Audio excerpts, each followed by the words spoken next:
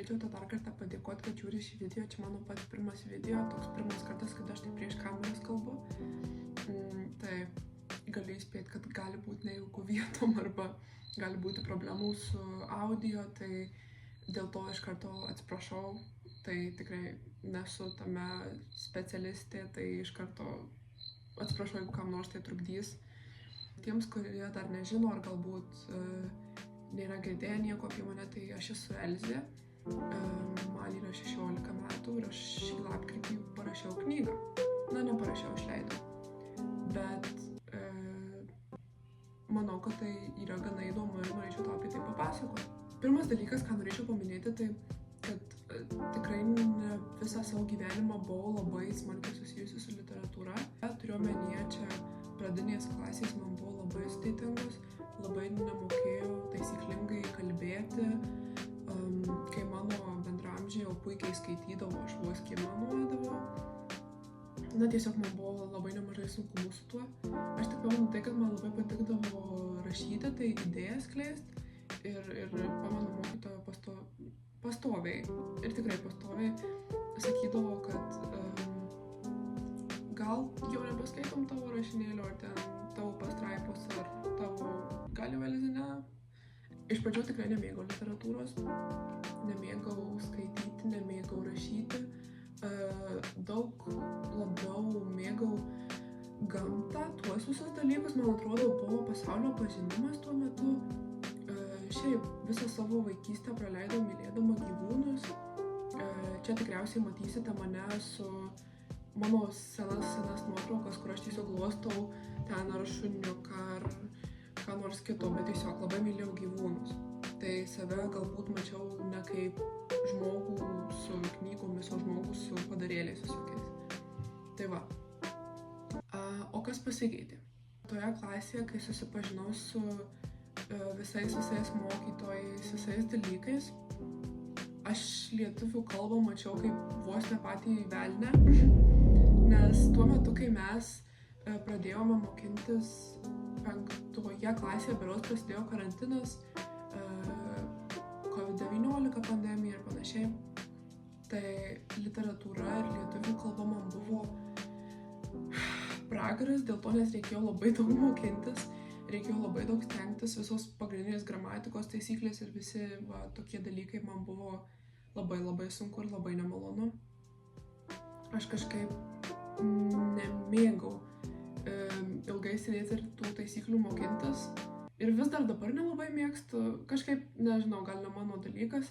Taip ir buvau gal porą kokių metų, aš labai tiksliai nepagaliu pasakyti laikų, bet daugmaž porą metų buvau tokia supykus ant lietuvių kalbos, kad ir kaip mylėjau savo lietuvių kalbos mokytoją, kad ir kokie geri mūsų santykiai buvo, su lietuvių kalba taip nebuvo. Aš viską pakeičiau ir viskas man pasikeitė, kai prasidėjo gilesnis nagrinėjimas kūrinių, kai prasidėjo visokie žymūs rašytojai, poetai ir panašiai, nes 5 ir 6 klasėje labiau tokios novelės, apysakos, apsakymai, liaudies visokie kūrinėliai ir tokio tipo kūriniai, kurie neturi tokios, kaip pasakyti, prasmės. Jie turi prasmę, aš neturiu omeny, kad jie nėra net svarbus, bet jie tikrai nepaliko man tokio įspūdžio. Man didesnį įspūdį paliko egzistencialistinė literatūra, jeigu galima taip įvardinti, bet tokia, kuri kalba apie šiuos laikus, yra moderni, kuri yra aktuali, nes mums viskas, kas mums aktualu, tas mums yra įdomu. Mums visai neįdomu, kas nesusijęs mumis arba tas, ko mes nesugebam aktualizuoti savo. Kaip pamenu, kad galbūt 6 klasėje mes su tėvais gegužės mėnesį nusprendėme pakeliauti ir vykome prie Sudargo piliakalnių. Ir tai yra be galo nuostabi vieta, labai rekomenduoju apsilankyti tiems, kas dar ten nenuvyko ir paaiškinsiu kodėl. Man tai buvo toks kertinis, sakyčiau, taškas, ką aš mačiau, tai tiesiog gėlių kilimai, žydi alyvos, medžiai vešlūs, žali, viską gamta, visa gyva. Nes ten yra toks piliakalnis, ir eina toks tiltas. Ir yra gale tokio žmogaus iš metalo siluetas išpjautas. Ir yra berods patituota kūrinio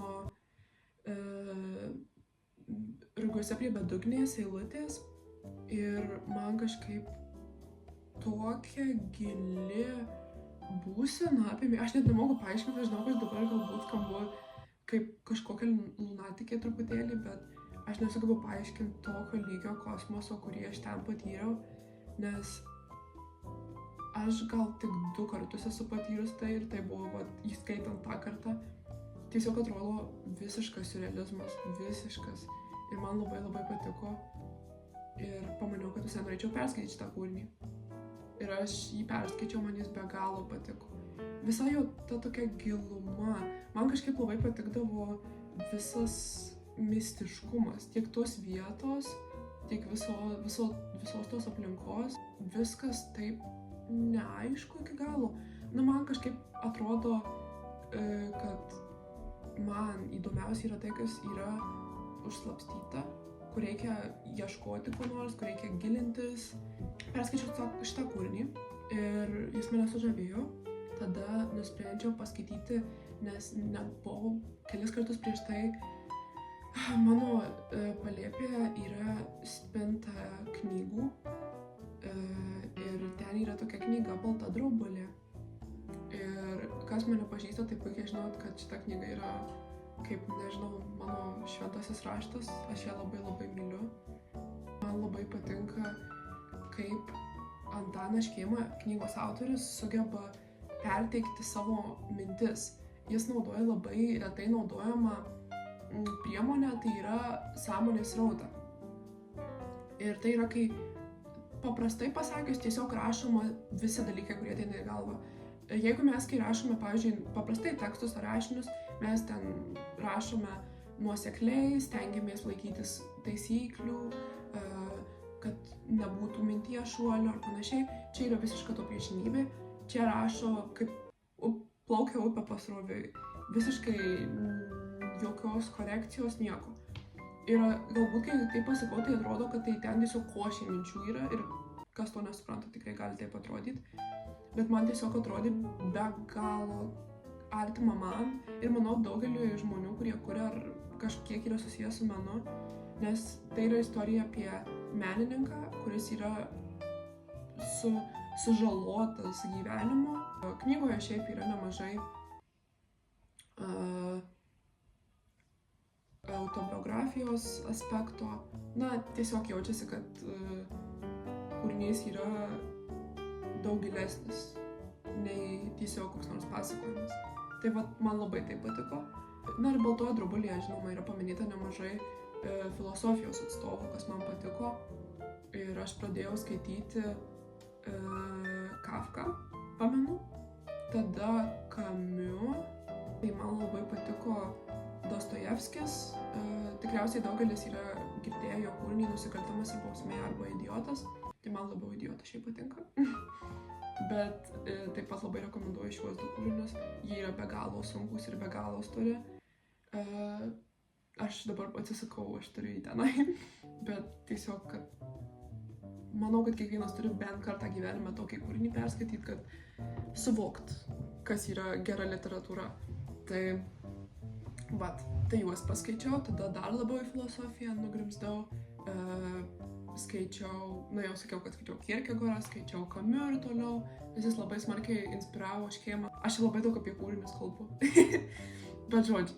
Tai apibendrinus, aš tiesiog pradėjau vis gilyn ir gilyn judėti link literatūros, pradėjau skaityti įvairius kūrinius ir jeigu ten man labai nepatiko kalba, turiu omenyje gramatikos taisyklės ir panašiai, man labai patiko knygos. Nes aš kažkaip, man atrodo, supratau, kad knygos yra ne apie taisyklingumą ar apie kažkokį norą tave išmokinti kokiu nors ten taisyklės ar, nežinau, mandrų dalyko, o tiesiog apie tai, kiek tu nori, tiek tu ir pasiėmi iš tos knygos. paprasčiau paaiškinti, kaip veidrodis praktiškai veikia, kur kiekvienas, ką skaitys, taip ir supras. Ir nėra nei vieno klaidingo atsakymų, klaidingo suvokimų. Kaip tu nori, taip tu ir supranti. Ir man šita dalis labai patiko, kad aš neturiu kažkokios minties, kuri yra man peršama, kad aš pati galiu imti tai, ką aš noriu. Ir dėl to pamilau literatūrą. Dėl to esu dėkinga savo lietuvių kalbos mokytojai, su kuria galbūt nelabai sutariau. Iš pradžių dėl to, nes gramatika ir panašiai, bet paskui jinai man dar plačiau pasakojo apie visokius rašytojus. Aš dar labiau klausinėjau jos, tada jinai dar labiau ir taip užsivedė toks ratas. Taip atsitiko, kad kalbėjausi su draugu tos pačios lietuvių kalbos mokytojos po pamokos jos pertraukos metu ir jis užsiminė, kad sako, būtų visai smagu parašyti knygą. Ir aš mintyse pagalvojau, kad iš tiesų būtų visai smagu. Ir tada pagalvojau, dar paklausiau savo sesės. Jis sakė, kad čia puikiai idėja, Liza, rašyk, kodėlgi ne. Ir pradėjau rašyti knygą. Iš pradžių buvo sunku, aš apie knygos rašymo procesą pakalbėsiu kitame video, kitoje serijoje. Jeigu reikėtų paprastai ir apibendrinus paaiškinti, kodėl aš pradėjau rašyti knygą, tai išskirčiau savo lietuvių kalbos mokytoją, kuri mane pakeitė kaip žmogų ir kaip asmenybę, ir ne vien kaip mokinę. Norėčiau išskirti kūrinius, tai Balta drobulė, kaip ir sakiau, ir Rygose prie bedugnės. Jie turi nemažai, manau, panašumų su mano kūriniu.